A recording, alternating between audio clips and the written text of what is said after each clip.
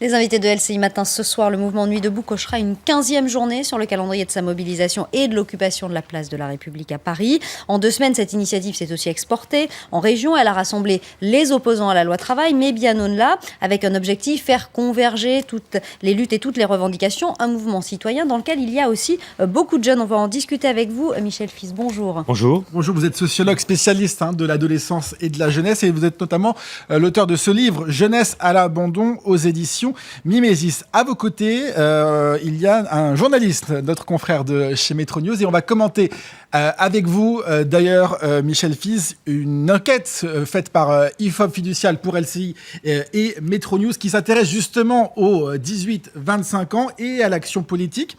Vincent, c'est vous qui nous dévoilez ces chiffres ce matin. D'abord, comment est-ce que les jeunes réagissent à ce mouvement Nuit debout ? Alors c'est ça qui est intéressant, c'est qu'on a interrogé donc les jeunes de 18-25 ans sur ce mouvement Nuit debout. On a dit beaucoup de choses sur les jeunes, que c'était un mouvement de jeunes urbains, que c'était un mouvement de jeunes très politisés. En réalité, si on regarde cet échantillon qui est assez large, on a 61% qui soutiennent et 76% qui comprennent le mouvement. C'est-à-dire que c'est un soutien assez massif. Et ce qui est intéressant, c'est que ça ne concerne pas spécifiquement des urbains. Ce sont tous les jeunes, y compris quand on va chercher dans les milieux ruraux. Alors, ça veut dire, et c'est peut-être pour ça aussi qu'on a vu ce mouvement, Michel Fils, s'étendre en région aussi, avec d'autres villes qui ont mis en place ces nuits debout. On voit qu'en banlieue parisienne notamment, ça a un peu du mal à prendre, mais en tout cas, comme le dit Vincent, c'est assez large.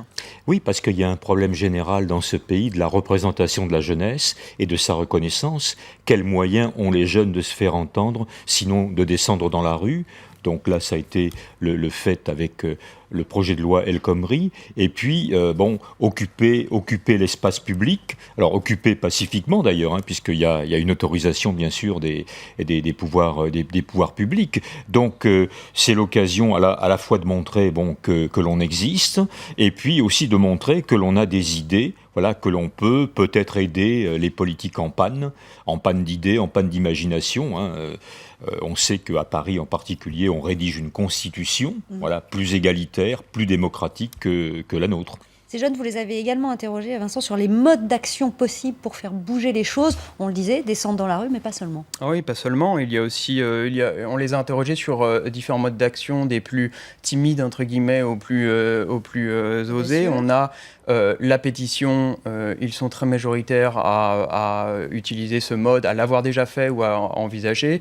Le boycott, la manifestation, on est à chaque fois dans des très très fortes proportions de jeunes qui sont prêts à se mobiliser de cette façon-là.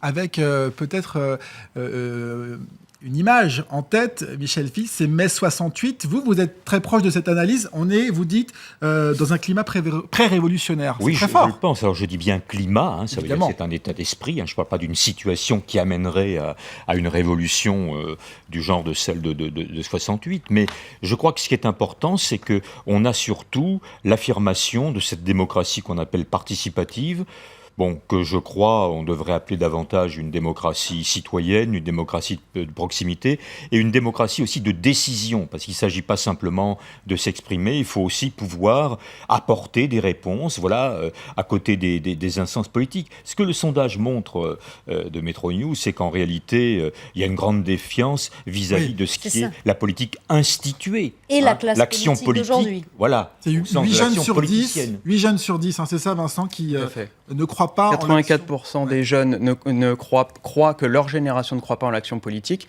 Il faut entendre, je pense, l'action de la classe politique. Bien sûr. Et vous parliez de mai 68, ce qui est quand même intéressant, c'est un des chiffres qui nous intéresse beaucoup, c'est 69% des jeunes qui pensent qu'un mai 68 peut se reproduire, pas dans 10 ans, pas dans 20 ans, mais dans les semaines qui viennent. Des jeunes qui ne se reconnaissent plus non plus dans aucune personnalité politique, c'est ce que dit aussi le sondage. Aucune ne trouve grâce à leurs yeux. Oui, ça c'est assez terrible. Effectivement, c'est le pendant de ce goût pour l'action politique, peut-être d'une autre façon. L'action de la classe politique est clairement fait l'objet d'une défiance de la part de ces jeunes. Il y a de toute façon, si on leur soumet un certain nombre de noms, que ce soit Macron, Valls, Marine Le Pen, Jean-Luc Mélenchon. on est à chaque fois sur des cotes de confiance qui sont extrêmement faibles. On va de 20 pour les cotes de confiance les plus faibles jusqu'à au maximum 35% pour, par exemple, Emmanuel Macron ou Alain Juppé. Donc ça montre quand même qu'il y a une défiance. Ça reste effectivement assez bas. Vous parliez de Marine Le Pen qui n'a pas la confiance des jeunes, mais tout de même un certain crédit accordé au Front National. 27% des 18-25 ans pensent qu'il ferait mieux que l'actuel gouvernement. On a beaucoup entendu il y a quelques années que la jeunesse emmerdait le Front National. C'est plus le cas aujourd'hui ? Oui, parce que bon, le Front National apparaît, je dirais presque un peu paradoxalement, comme un non-parti, comme n'étant ni à droite ni à gauche, en tout cas comme un parti qui n'ayant jamais été aux affaires peut effectivement peut-être mériter un certain crédit, pourquoi pas, c'est ce que disent d'ailleurs les électeurs du Front National d'une manière générale. Je crois que ce qui est sous-jacent derrière tout ça, c'est, je crois, une contestation de la professionnalisation de la vie politique. On a quand même une classe politique très vieille, certains hommes politiques ont commencé leur carrière il y a 40 ans, ce qui paraît... Voilà, donc je pense que ce qui est recherché, c'est un rajeunissement, une circulation des élites, d'où la question évidemment non seulement de la limitation du nombre de mandats, mais la limitation dans le temps. Ouais. Je pense que c'est ça qui est important.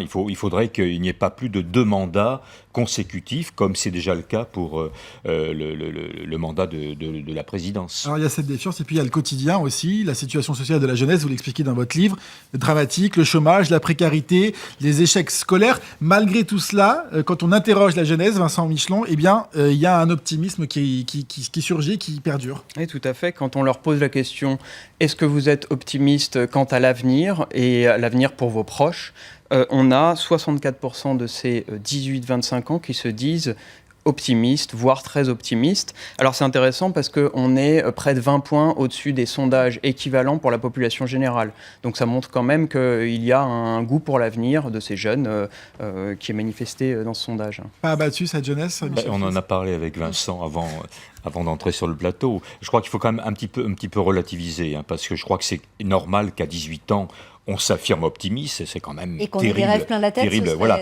Mais ça veut dire aussi quand même qu'on croit en ses capacités. Et ce que j'explique aussi dans le livre, c'est que malgré toutes les misères qu'on peut faire aux jeunes, et depuis longtemps et partout dans le monde, il y a du dynamisme, de la créativité, de l'envie de se battre. Voilà. C'est une génération qui, malgré les obstacles, est une génération très courageuse. Voilà. Et je pense que quelque part, elle est exemplaire de ce point de vue. Et puis, les jeunes se projettent aussi dans l'avenir. Ils se voient salariés dans le privé, travaillant à l'étranger. Et certains, 24%, pensent même qu'ils pourraient devenir millionnaires. C'est ça le rêve de la jeunesse aujourd'hui ? Je pense que c'est pas interdit non plus d'avoir envie d'une bonne situation. Je crois qu'il ne faut pas en faire une fin en soi, naturellement. Je crois qu'en réalité, les jeunes aspirent à une sécurité dans le travail, sécurité dans les études. Ce qu'on peut effectivement comprendre. C'était pas le cas pour nous en 68, où la sécurité on l'avait, donc on la demandait pas. Voilà. Mais aujourd'hui, vouloir fonder une famille, avoir des enfants, ce qui apparaît aussi dans d'autres études, ça paraît normal. Les jeunes ne sont pas contre la flexibilité, soit dit en passant. Ils sont contre la précarité. Et donc, tant qu'on confondra les deux, effectivement, il y aura un rejet de ce qui est en réalité une vraie précarité à travers le projet de loi El Khomri. Merci beaucoup Michel Fils, sociologue spécialiste de l'adolescence, de la jeunesse, auteur de Jeunesse à l'abandon aux éditions Mimesis. Merci d'être venu décrypter avec nous ce sondage enquête Métro News LCI réalisé par l'IFOP Fiducial. Merci beaucoup Vincent Michelon, notre camarade de Métro News, d'être venu ce matin sur le plateau. On fait une courte pause et on se retrouve dans un instant pour le dernier quart d'heure d'LCI Matin. Tout de suite.